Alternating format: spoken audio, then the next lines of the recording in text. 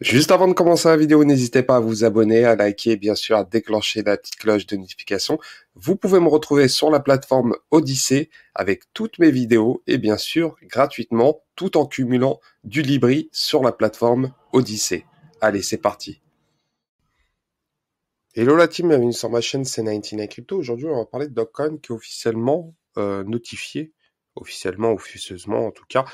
C'est ce que les sites relayent, mais en tout cas, il faudra prouver. Ils ont fait une demande, le gouvernement coréen, pour mettre une notice rouge concernant Dogecoin, fondateur de Terra Luna. Bon, on va parler de Dogecoin, pour certains, ils s'en foutent complètement, mais en tout cas, c'est super intéressant de savoir comment ça s'est passé, bien sûr. Aussi pour savoir qui sont réellement les responsables de tout cela. Bon, il y en a certains, ils accusent directement Dogecoin sans procès, sans rien, donc on l'attaque, ce qui est tout à fait normal. Bon, s'il est coupable, je pense possible en tout cas, mais faudra mettre des preuves en tout cas. Il faudra prouver qu'il est le seul responsable. Et c'est là que ça me titille un peu, car je pense pas qu'il est tout seul. Et ce qui est intéressant, c'est la société Three Arrow Capital, qu'on ne parle peu, il n'y a pas énormément d'articles, étrangement, euh, côté francophone, on ne trouve pas énormément d'articles concernant Three Arrow Capital.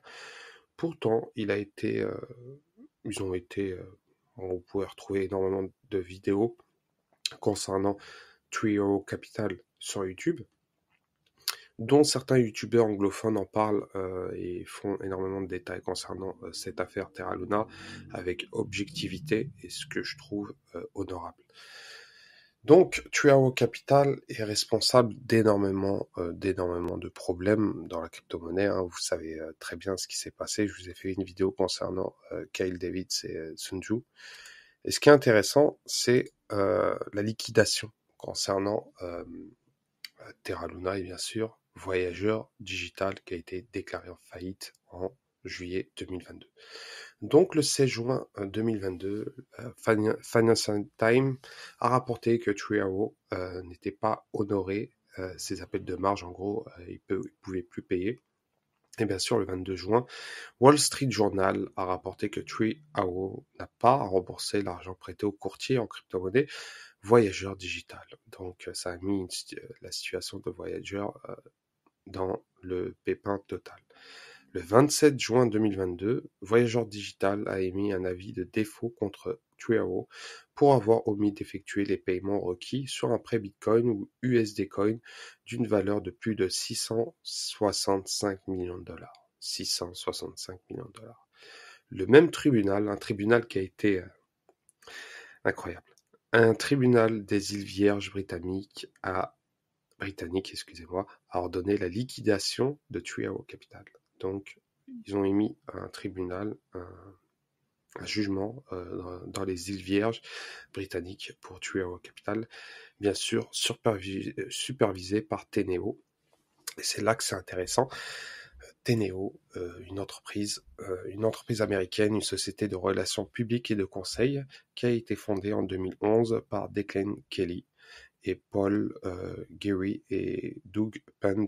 Donc ces trois personnes sont les propriétaires de cette société qui ont pour environ 1450 employés repartis dans 40 bureaux. Et bien sûr, en 2019, pour vous faire un peu l'historique de Teneo a vendu une participation majoritaire à CVC Capital Partners pour une valorisation de 700 millions de dollars, excusez-moi. Et bien sûr, ils ont eu énormément de problèmes. Teneo a fait l'objet de controverses, principalement des liens étroits avec la famille Clinton. Et bien sûr, la famille Clinton, pour ceux qui ne savent pas, Bill Clinton, l'ancien président de la République, la famille Clinton. L'exploitation en gros, ils ont eu des liens étroits. En gros, ils ont exploité des liens à fin commerciale. Et bien sûr, le fondateur Declan Kelly était très proche des Clinton et il envoyait des économies en Irlande sous la secrétaire d'État Hillary Clinton. Et bien sûr, l'entreprise a employé du personnel lié à la famille, y compris Huma Abedin, qui travaillait encore sur le département d'État. Pour vous relayer un peu la société Teneo, les liens indirects de cette société. Et ce qui est intéressant, c'est que Teneo a organisé une liquidation de True Arrow Capital dans les îles Vierges, ce qui est étonnant, incroyable, très rapidement, vraiment, vraiment rapidement.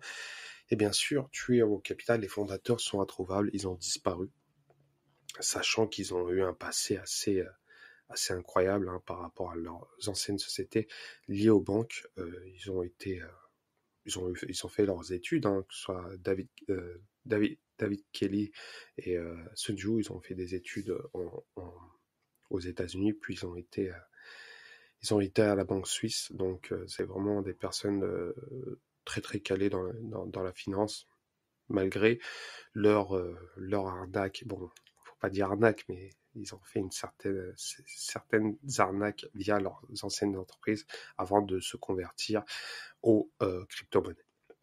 Et bien sûr, ils ont fait énormément de dégâts dans la crypto-monnaie, dont Voyageur Digital ou encore Terra Luna, car ils ont parié sur le mauvais choix. Et bien sûr, il y en a qui pensent que l'entreprise est en partie responsable à la faillite et à l'effondrement du prêteur de crypto, en gros Voyageur Digital, et des licenciements sur blockchain.com, dont énormément de problèmes concernant cette compagnie. Blockchain.com, vous allez sur le site, très connu.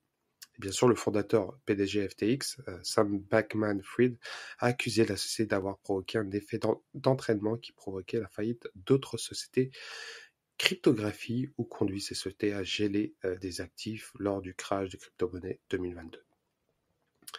Et bien sûr, selon les documents de la liquidation qu'il y a eu aux îles Vierges, David et Zhu n'ont pas coopéré au processus de liquidation de True Arrow Capital et actuellement, ils ont disparu depuis le 8 juillet 2022. Et bien sûr, True Arrow Capital doit actuellement à 27 créanciers au total 3,5 milliards de dollars américains.